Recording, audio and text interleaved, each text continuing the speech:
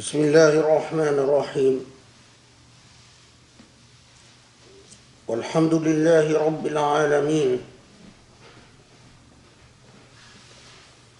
وسبحان الله العلي العظيم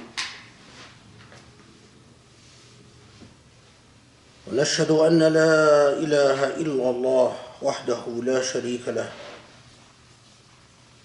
ونشهد أن محمدًا رسول الله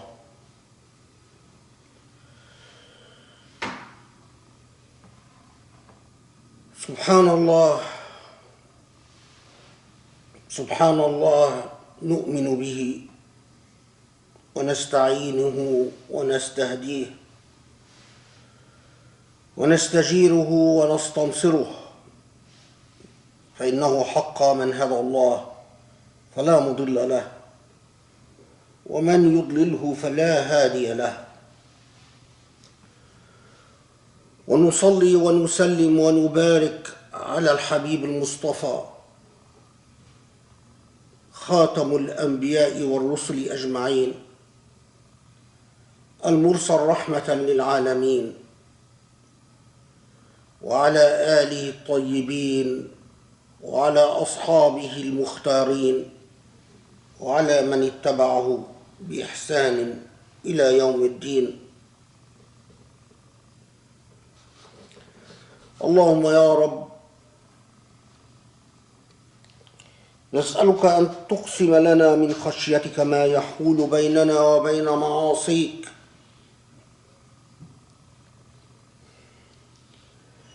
وأن تقسم لنا من رحمتك ما يقربنا من طاعتك ونسألك يا رب أن ترزقنا من اليقين ما يهون علينا مصائب الدنيا وأحداثها.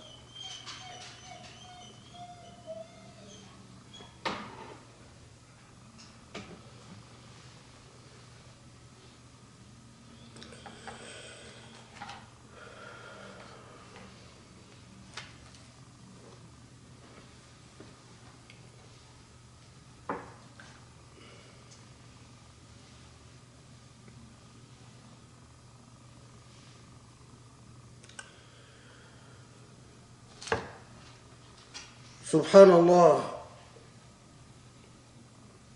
Allah talks to us.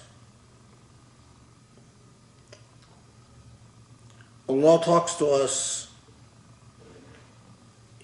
if only we would listen. Allah talks to us through the unfolding of history and through the lessons that we learn within ourselves. Allah talks to us through our triumphs, celebrations, and our tragedies and sorrows. Allah talks to us communicating the divine wisdom of creation, the supernal truth of Allah's being, if only we would listen.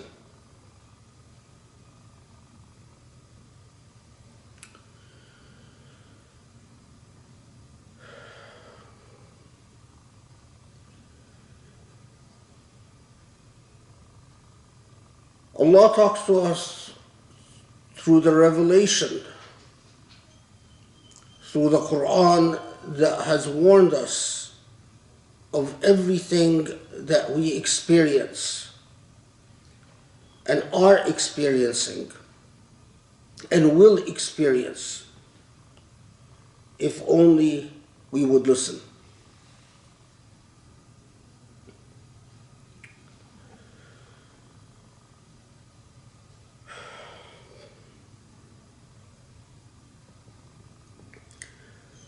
We are living through a pandemic that forces its logic upon us. a pandemic that is full of nuanced lessons. These lessons are divine. They are Allah talking to us. In this pandemic, thousands upon thousands of people fall ill.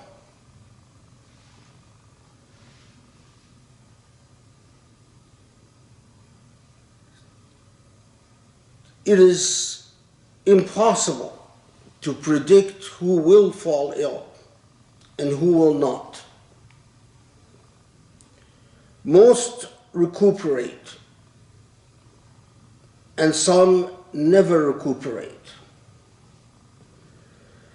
This pandemic is a stark reminder of the power of nature, the power of creation, the power of the owner, Malik al-Mulk, the owner of this creation. But it is also a stark reminder and a message to look deeply within.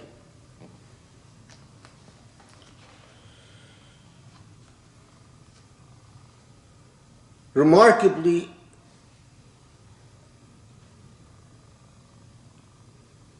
this pandemic is a lesson in fear and in anxiety and in dread. So many of us worry and think about the consequences if we would fall ill, or if a loved one falls ill, or if someone who's vulnerable falls ill.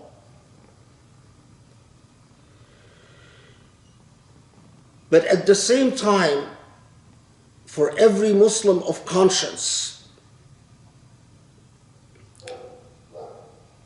it is a divinely crafted lesson in the realities of public fear and public anxiety.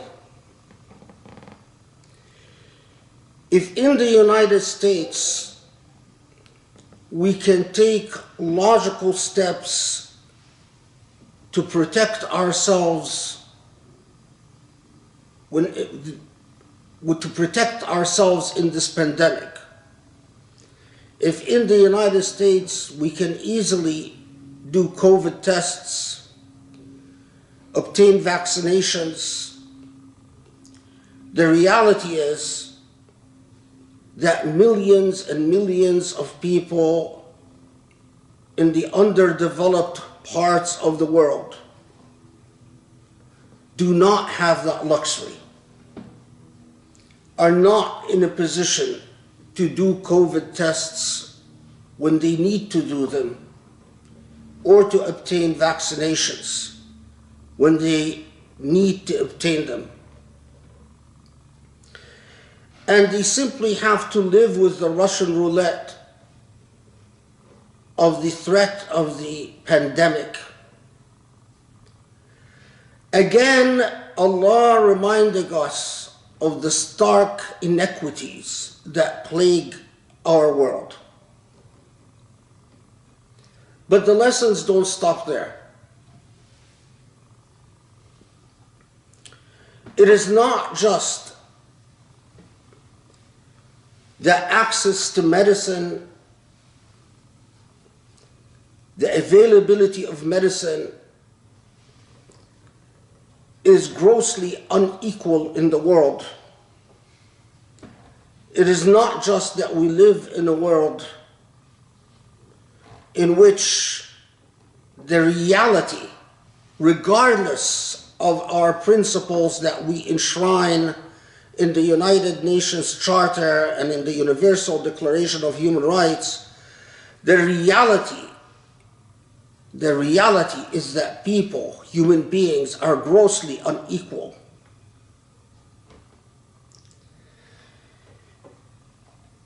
But even at home in the United States, when we are confronted with the painful news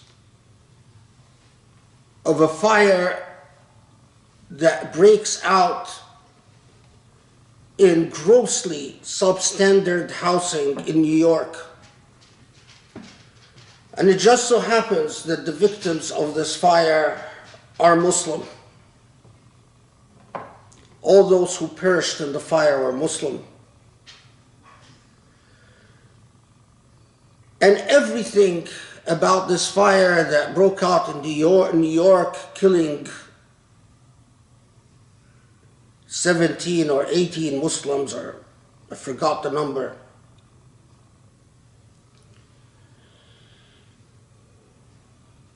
underscores the inequities within the United States, underscores the inequities within the United States. The people living in this housing, in these housing projects, will all confronted with severely substandard living conditions.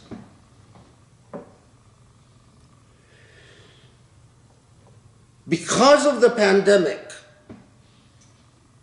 all of them were late on their rents and were facing the very real possibility of eviction. The landlords, because of their greed, for a long time have refused to bring these buildings up to code.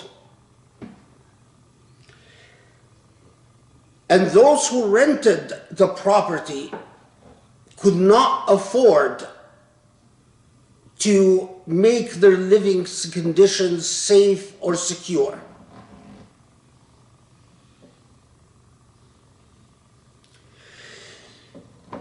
But here's the thing. Whether between state governments or federal governments, our response to the pandemic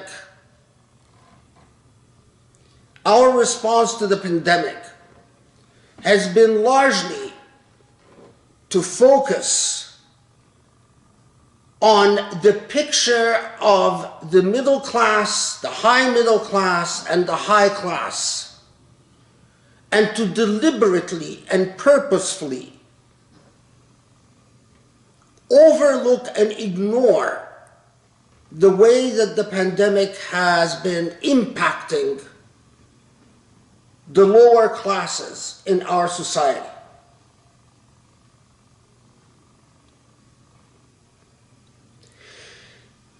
The real irony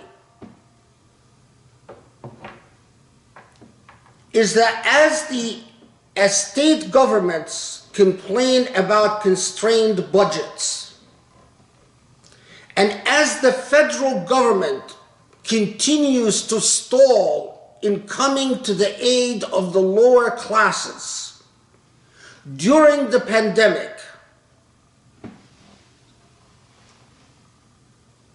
the spending of our government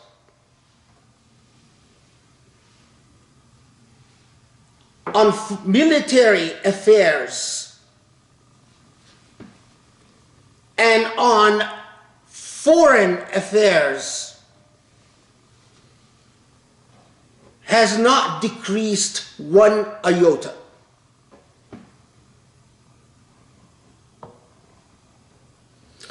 So while we spend billions of dollars on developing weapon systems that are ever more lethal and deadly, that guarantee US supremacy and hegemony around the world, while we continue to spend billions of dollars supporting dictators around the world,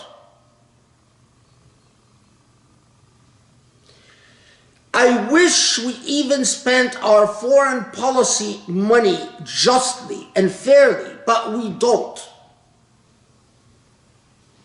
We give billions of dollars to keep dictators in power all over the world. We spend billions of dollars to support systematic human rights abusers all over the world. But at home,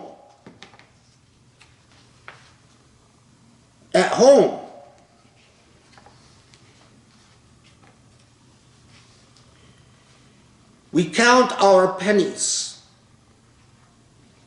when it comes to the aid of the unfortunate classes unable to cope with the realities, the stark realities of the pandemic. In this, Allah is speaking to us. Read the Qur'an. Allah is speaking to us, saying, look, reflect, observe.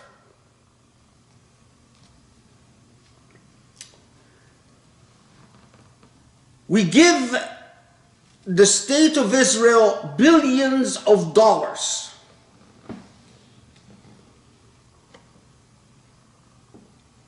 Billions of dollars in military aid and other forms of aid.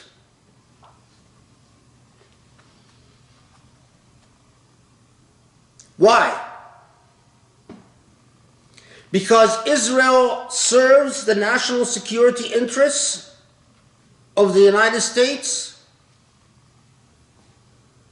We are deeply in bed with the Saudis. We are deeply in the bed with the Emiratis. We are deeply in bed with the Egyptians. We are deeply in bed with the Jordanians. We give all of these, except for the Saudis and Emiratis, obviously, billions of dollars to the Egyptians, to the Jordanians, billions of dollars of all types of aids to support dictators. So why do we need to give billions of dollars to the Israelis?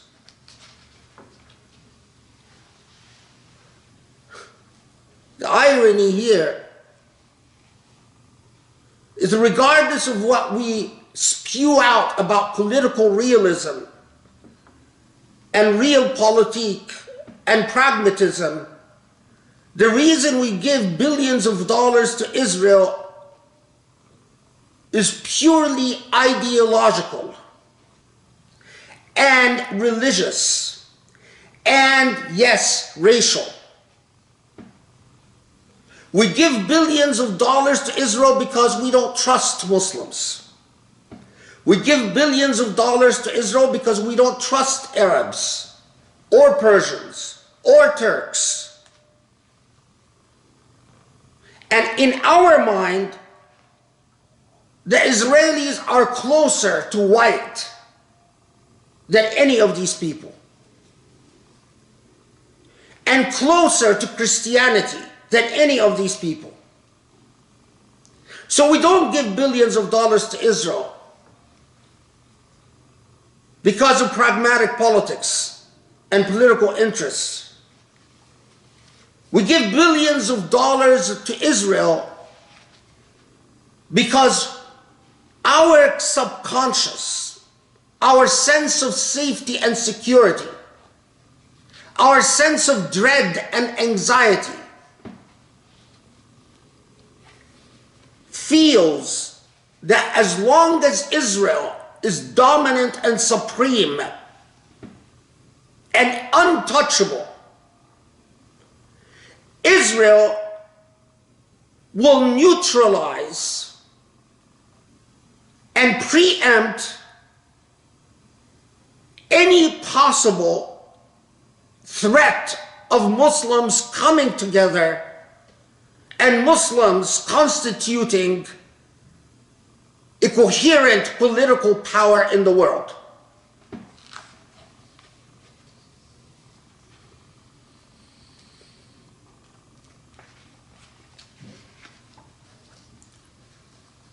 But it doesn't stop there.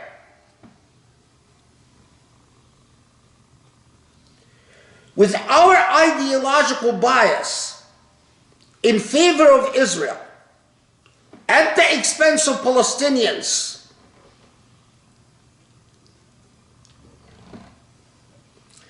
although a former American president, President Carter, wrote a book exposing the realities of the apartheid system in existence in Israel,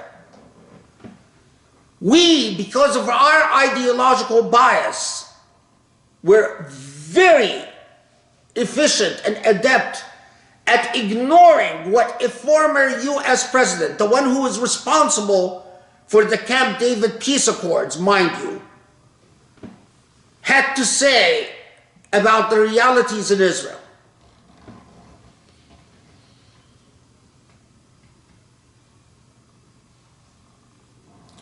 Trump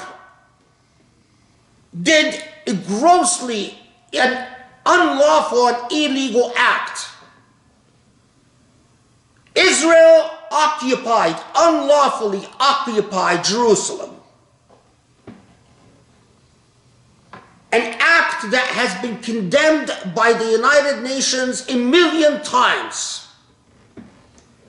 And Trump said, I don't care, and moved the American embassy to Jerusalem, recognizing Jerusalem as the capital of Israel. All of Jerusalem. But President Biden came to power and he didn't reverse course. He didn't undo the illegal act. In fact, Biden is continuing a policy that the Trump administration adopted. The Trump administration resorted to extremely costly political bribes to Muslim countries so that they will ignore the Palestinian problem, so that they will ignore justice for Palestinians, and they will forget the Aqsa Mosque.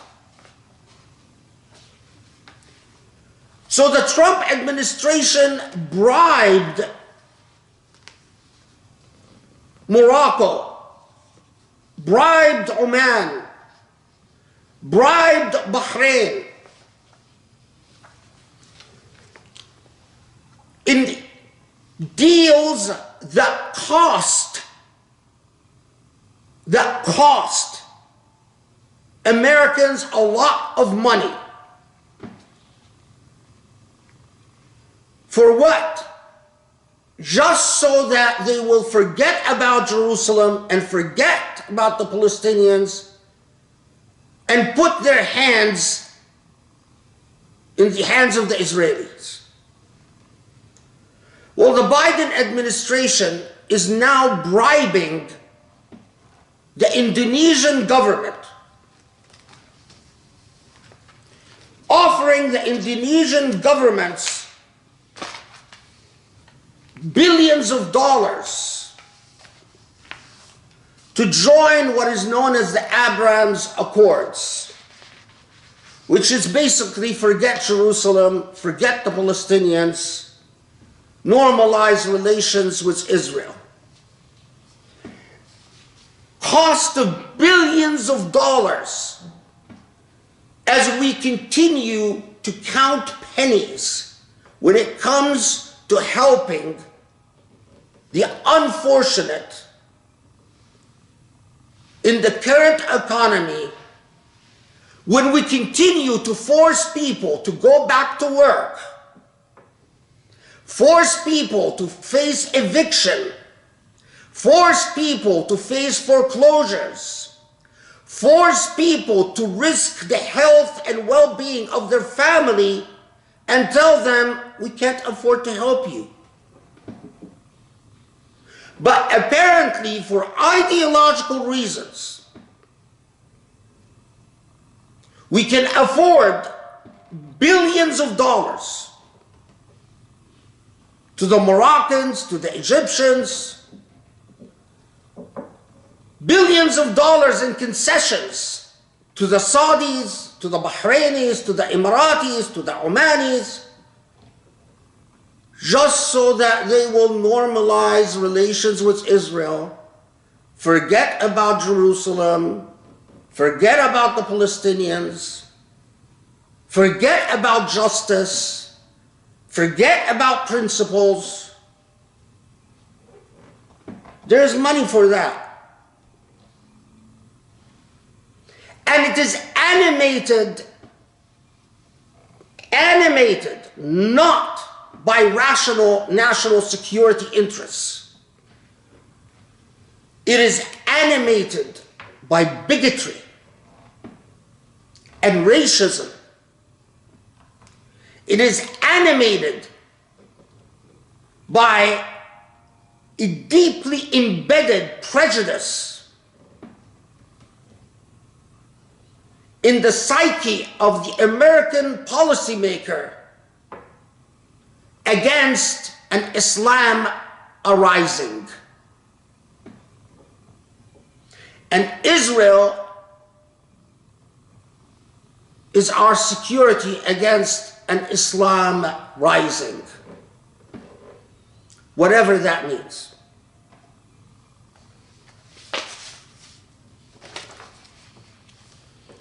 And in this, Allah speaks to us. Allah speaks to us. When we encounter the unexplainable, the illogical, the irrational, Allah speaks to us.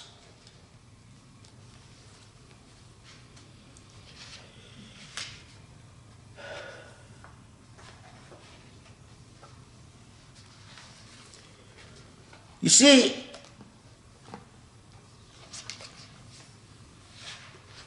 when we encounter the fact,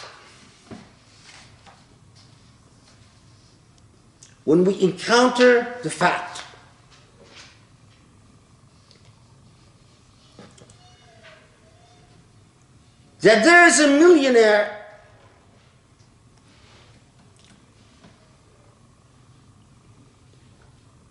a tech magnate whose name is Neville Roy Sangan. This tech magnate, who has had his own ideological history and beliefs and whatever, but for complicated reasons that you can look up and you can read about,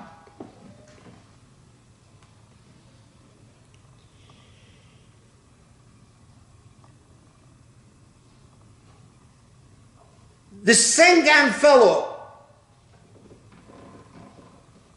gives millions of dollars to non-profit organizations that journalists have noticed have a common thread. All the non-profits organizations that receive Sangam money are in the business of Uyghur genocide denial.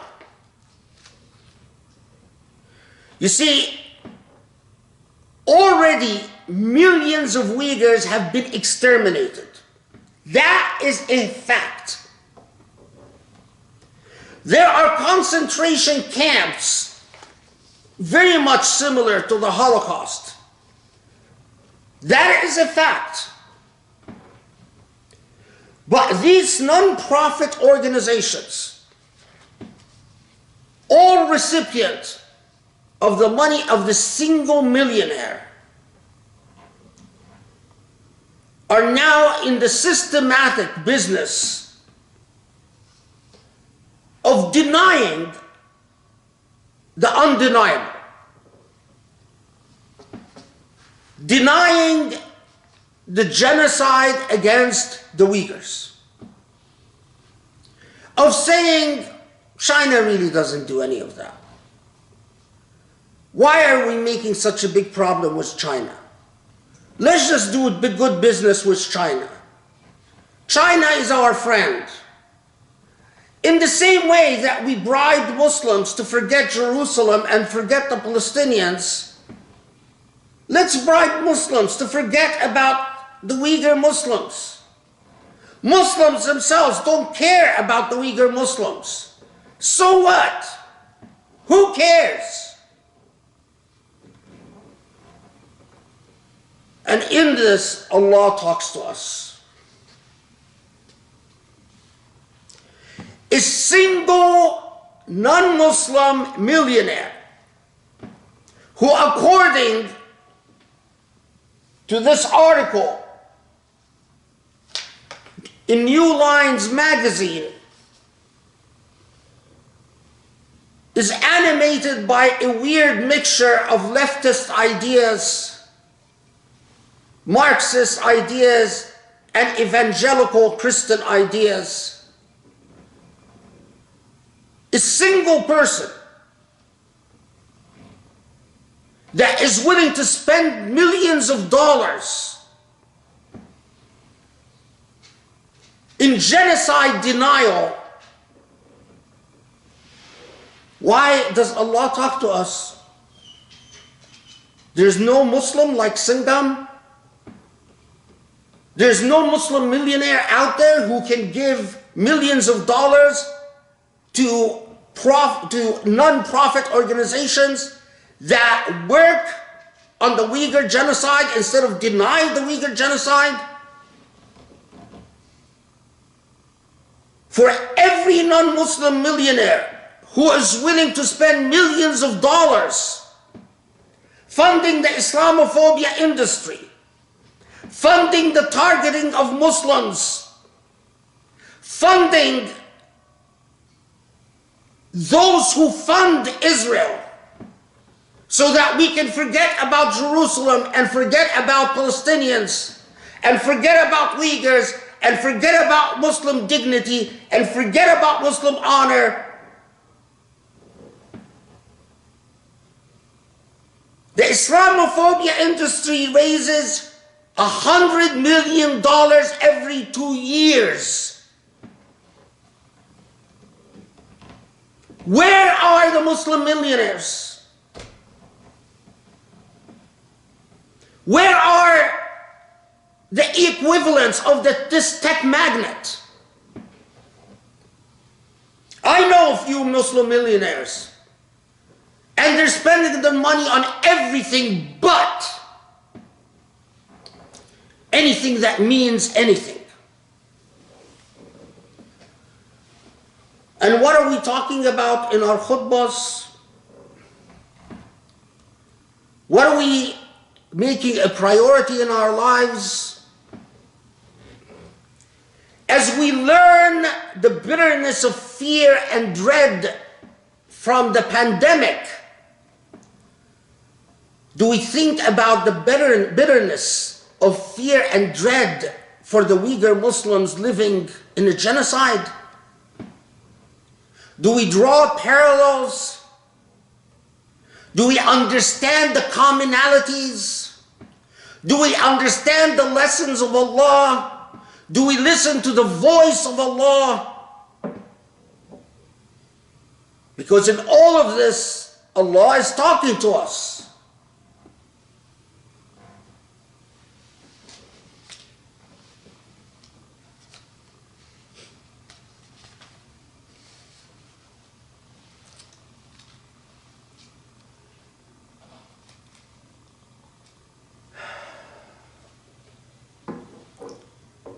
France passed new laws targeting Muslims, banning the hijab.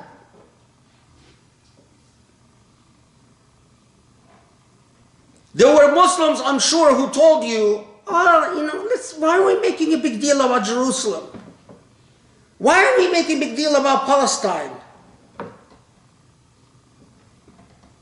These Muslims who have checked their dignity out the door, are they telling you to make a big deal about anything at all? Do they stand up for one issue but not other issues? Or are they in fact simply sellouts? People without dignity, without honor, without cause. The supporters of Israel are willing to spend billions of dollars. Those who hate Islam are willing to spend billions of dollars. A tech magnate is willing to spend millions of dollars to deny the Uyghur Holocaust.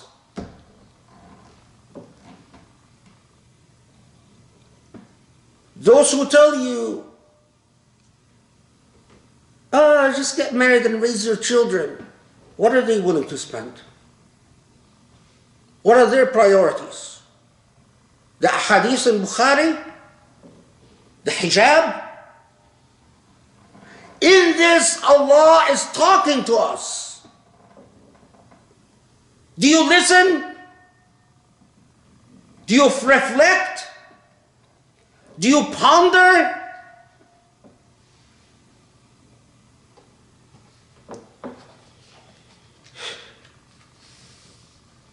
Afghanistan,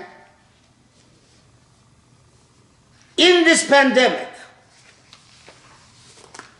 where we have no idea how many Afghanis are dying because of COVID.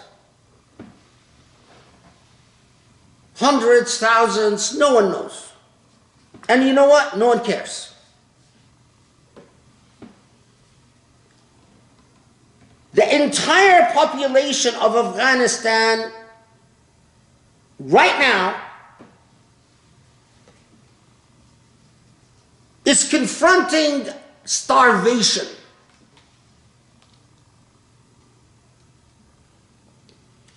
The entire population of Afghanistan is at risk of starving to death.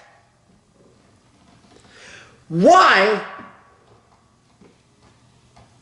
Not because of the Taliban. Listen to this and understand it. When we occupied Afghanistan and supported a very corrupt government for all these years, part of what we did in Afghanistan is control the deposits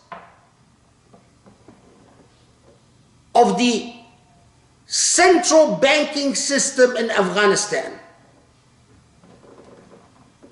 We, as an occupying power that have invaded and occupied Afghanistan unlawfully and killed and murdered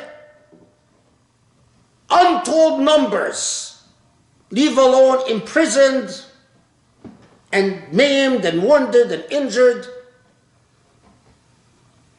But we also control the deposits in the central banking system of Afghanistan. At the time that the Taliban entered Kabul,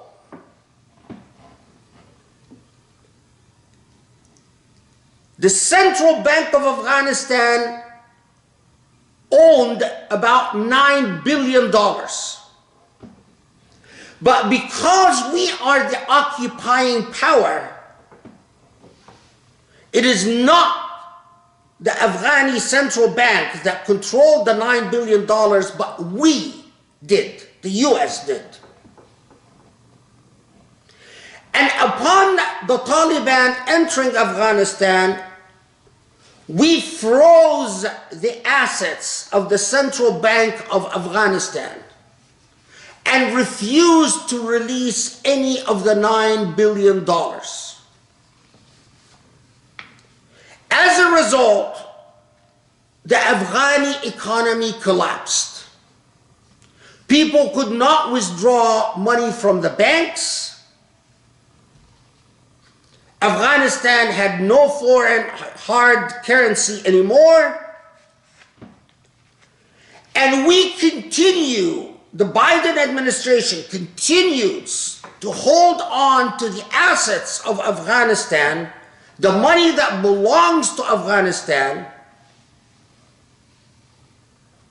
and we say we're not going to release it unless Taliban fulfills what can only be described as imperialistic conditions. Our excuse is we're liberating the women of Afghanistan and other things. We want the Afghani government to guarantee us this and guarantee us that. And because of this, we hold on to their money and refuse to release it. And because we refuse to release it, the entire population of Afghanistan meets starvation and collapse. Could we possibly do this to any population other than Muslims? We are putting the lives of 20 million Muslims in grave danger. Every UN body has pleaded with the United States to release Afghani money.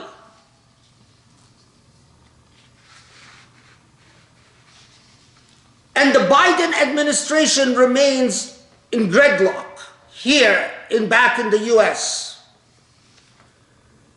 As the Islamophobes continue blabbing on about the dangers of releasing money to the Taliban, a country that we invaded and occupied, and unlawfully, without just cause. We claim we're fighting terrorism, but we were fighting the Afghani people for 20 years.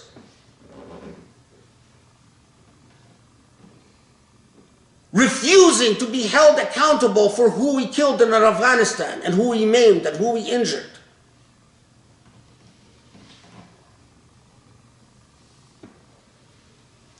In reality,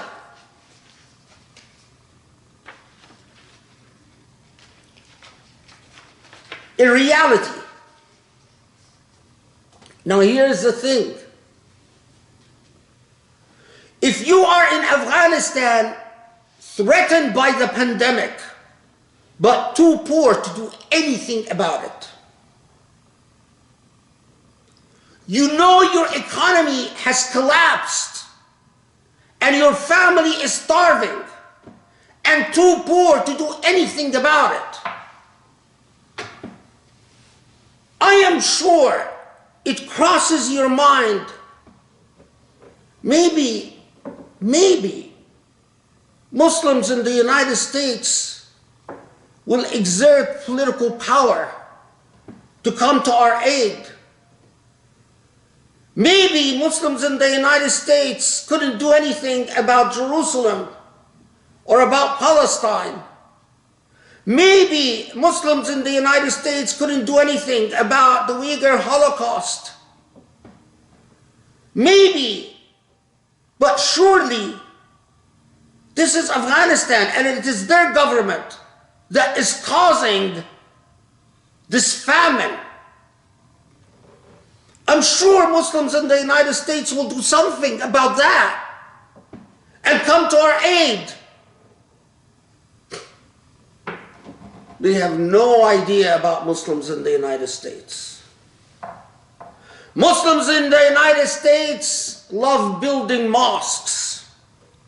Muslims in the United States love to have meaningless, endless, tiresome debates about Bukhari and Muslim.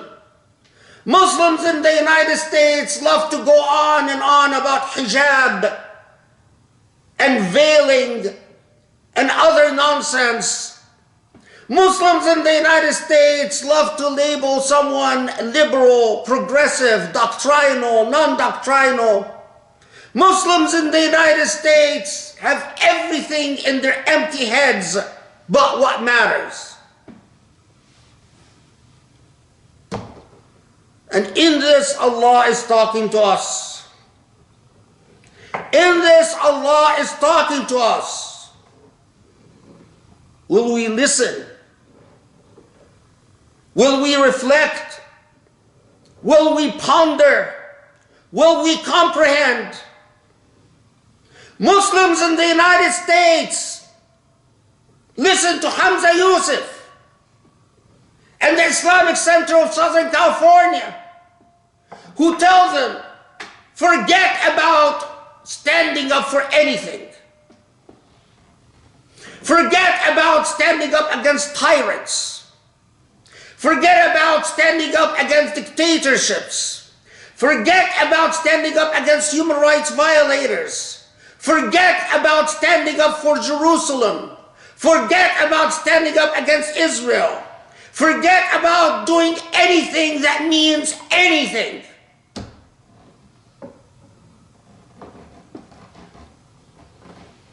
And in this, Allah is talking to us. Allah is talking to us.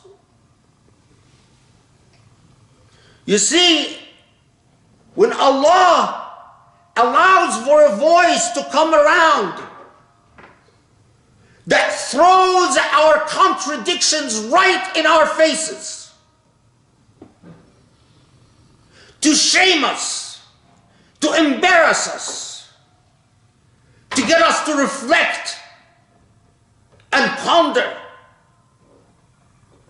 Allah is talking to us. أقول قولي هذا أستغفر الله لي ولكم أسأل الله يستجب لكم.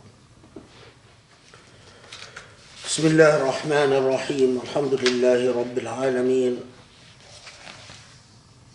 وسبحان الله العلي العظيم وأفضل الصلاة والتسليم على محمد وعلى آله وأصحابه ومن اتبعوا بإحسان إلى يوم الدين.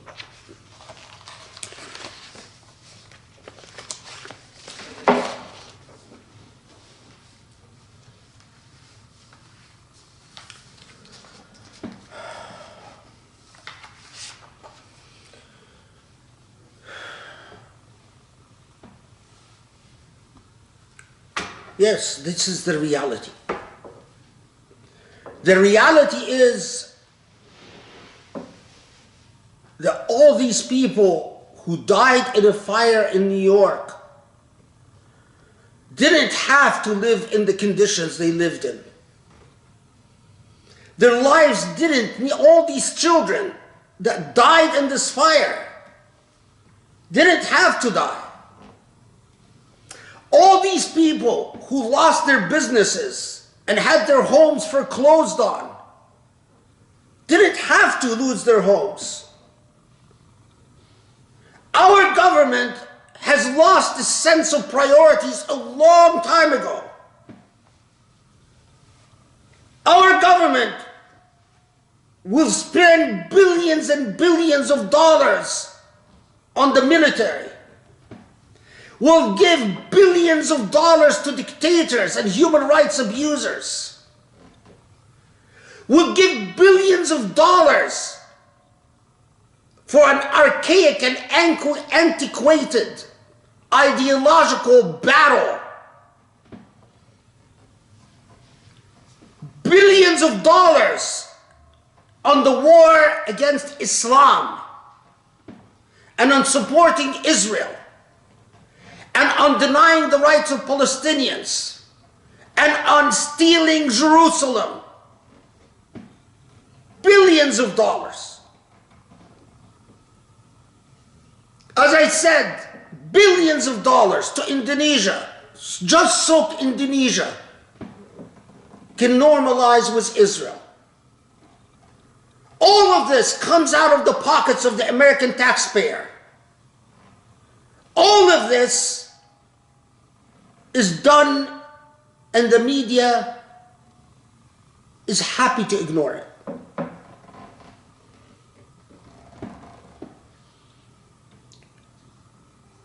Meanwhile,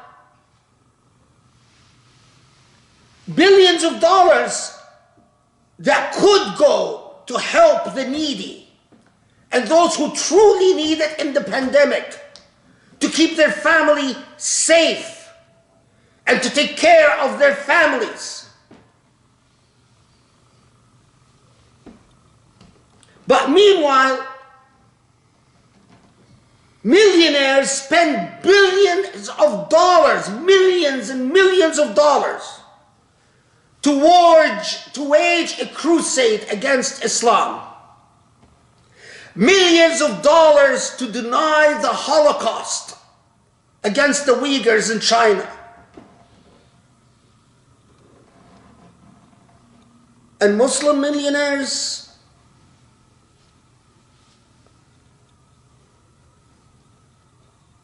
are resting their fat behinds on their wealth and their money.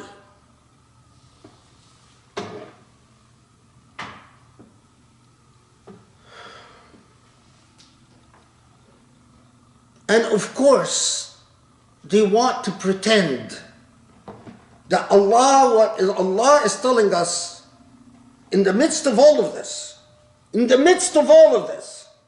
that what Allah is telling us is, Muslims, I care about the hijab the most. It's the most important thing in the world. That's my issue. Not all this injustice, not all this misery, not all the contradictions, not Al-Aqsa, not Jerusalem, not the Palestinians, not the Uyghurs, not the Rohingyas, not any of that. So then the fat, rich Muslims, as long as they build a mosque with a Sunday school or an elementary school that tells girls to properly cover their hair and their heads and their necks and to show nothing of their legs and their arms, Allah is happy. Well, I'm here to tell you that Allah is not happy. I'm here to tell you that Allah looks upon us and says, what is wrong with you? How could it possibly be that you messed up my religion so badly? I'm here to tell you that Allah talks to us, but you are deaf and you hear nothing and you learn nothing. Because the people you choose to listen to don't speak for Allah.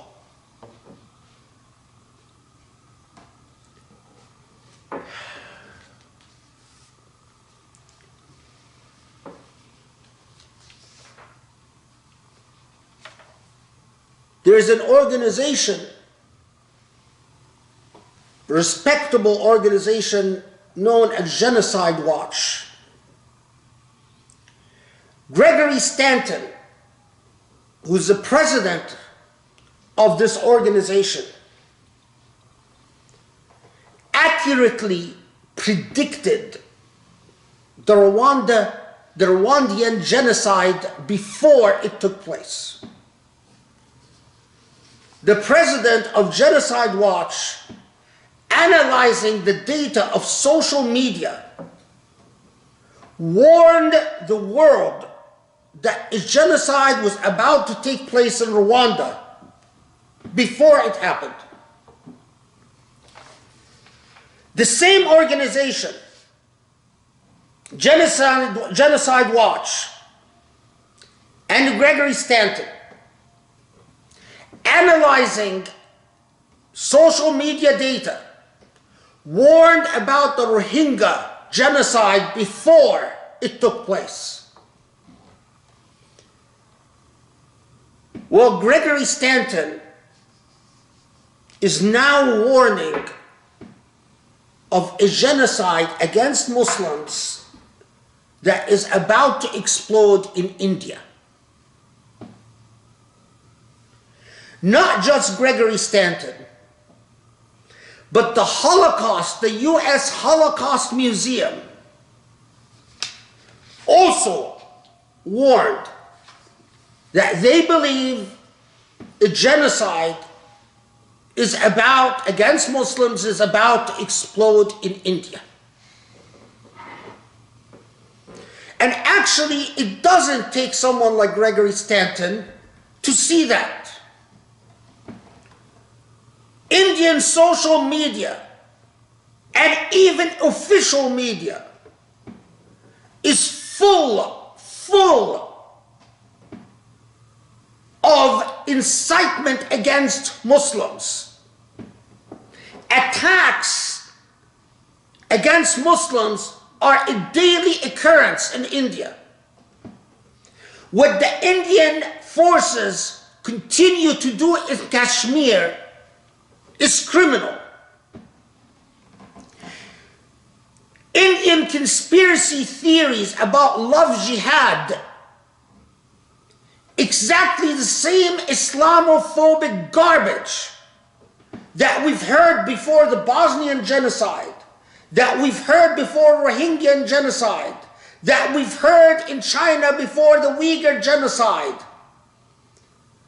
The same Islamophobic garbage that is doled out by Robert Spencer and Daniel Pipes and company is steadily, consistently, deafeningly heard out of India. Violent assaults and attacks are abundant against Muslims, are abundant in India.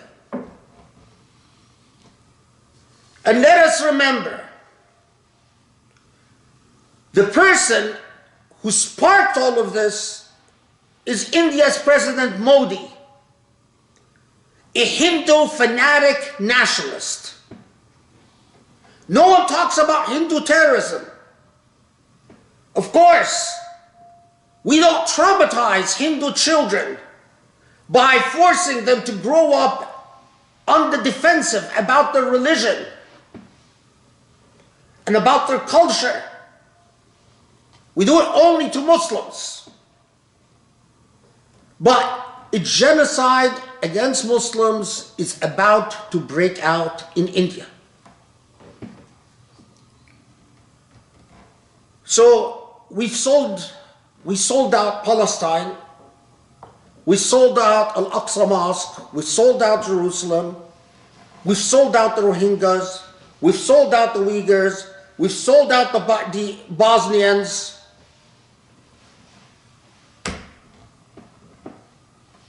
How many Muslims even still talk about the rape camps that existed in Bosnia and the non-state that Bosnia exists in today?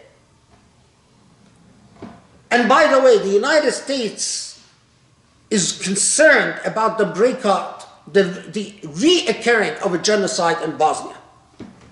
because the Serbs are extremely powerful and armed, and the Bosnians aren't. And what do? We continue following Hamza Yusuf, listening to the likes of Hamza Yusuf, who tell us to go around smelling the roses, get married, raise your children. Muslims are not persecuted. There are no problems. Support Trump if you want. All is fine. Don't worry about Jerusalem. Don't worry about Palestine.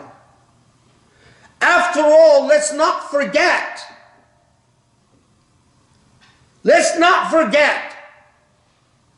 that Modi, the person responsible for all the violence against Muslims in India, the person directly responsible for the genocide that is about to break out against Muslims in India, was honored by the Emirati government with their highest medal. And this is the same Emirati government that has funded Islamophobic organizations, that has sold out the Palestinians and sold out Jerusalem and embraced the Israelis. And it is the same Emirati government that supports Bin Bayya and supports Hamza Yusuf. So what's going to happen when the genocide breaks out in India and Muslim women are being raped and murdered and Muslims' homes are being burned, and yet another Muslim population suffers? What are we going to be doing?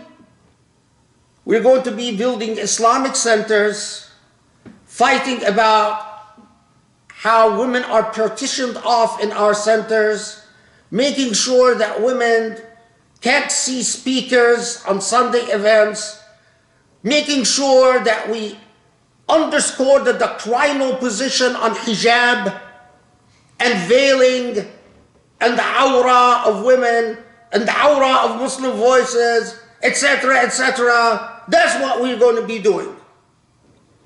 And we're going to say, oh, it's so unfortunate. A genocide, another genocide against Muslims. La hawla wa la quwwata illa billah. Hasbi Allah wa ni'mal wakeel.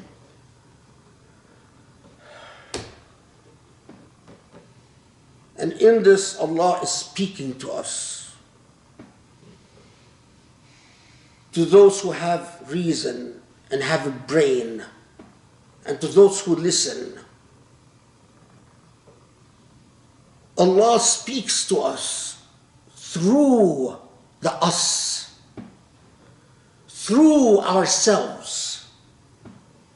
When we reflect upon ourselves and we see our contradictions, and we see our inconsistencies, and we see our ugliness, and we recall that Allah's message was a message of liberation and dignity and honor and reason. And then we say, I get it.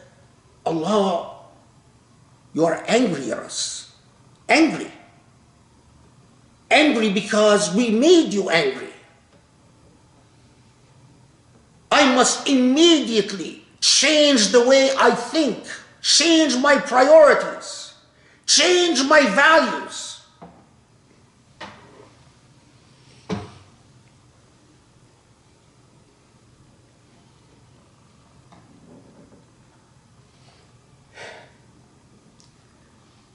The Islamophobia industry that spends $200 million every couple years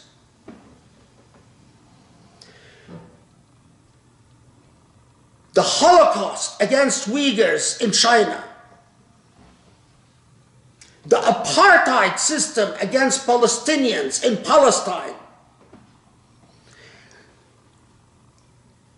the loss of the Aqsa Mosque and Jerusalem, The genocide in Bosnia and the genocide in Burma, two genocides that were preventable if Muslims would have acted. The injustices within our own homeland,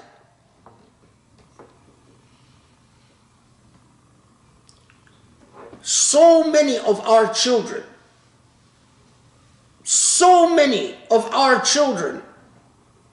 can't cope. You demand that they grow up like you, an Arab, an Indo-Pak, a Somali, a Mauritanian, a Bangladeshi, whatever.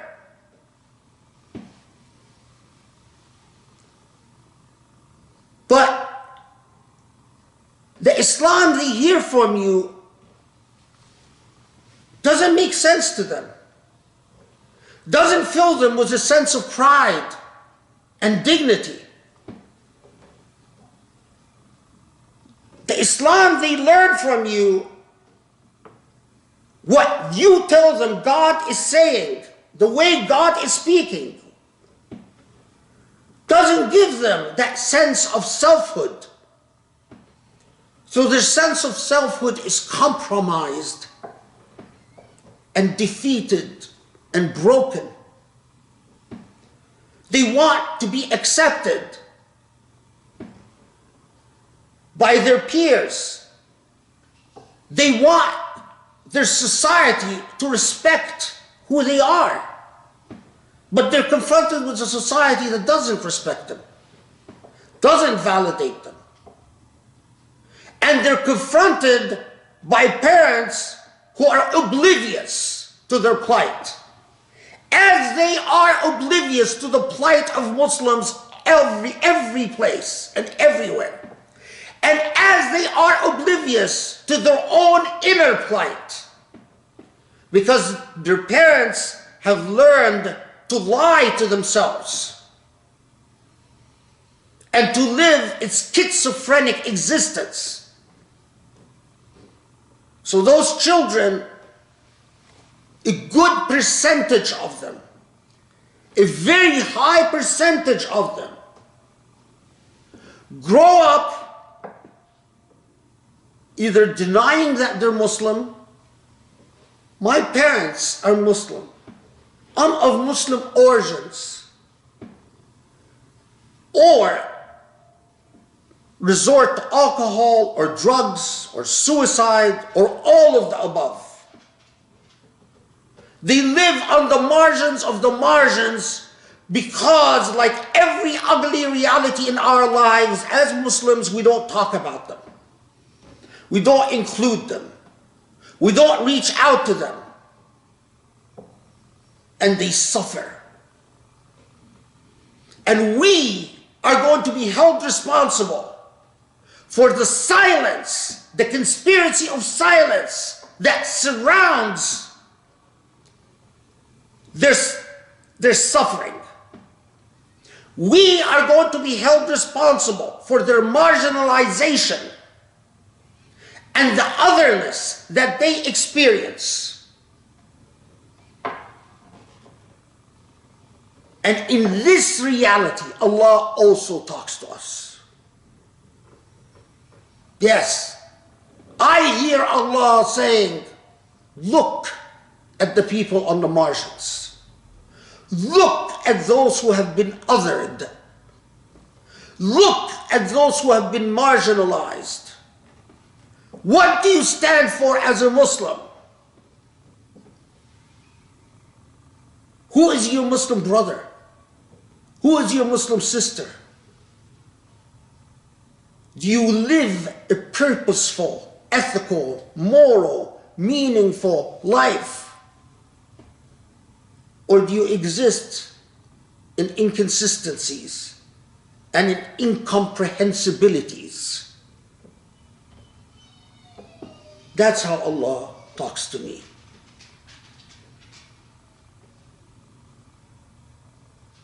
And I firmly believe that that's how Allah talks to you. If only we would listen. اللهم اغفر لنا اللهم اعف عنا اللهم ارحمنا وتب علينا يا رب العالمين. Allah, forgive our sins, guide us to the straight and righteous path, endow our hearts with light and knowledge and purity and beauty, Ya Allah, and peace and blessings upon the Prophet Muhammad alayhi salatu wassalam, afdal taslim, Ya Rabbal Alameen, aqim as-salam.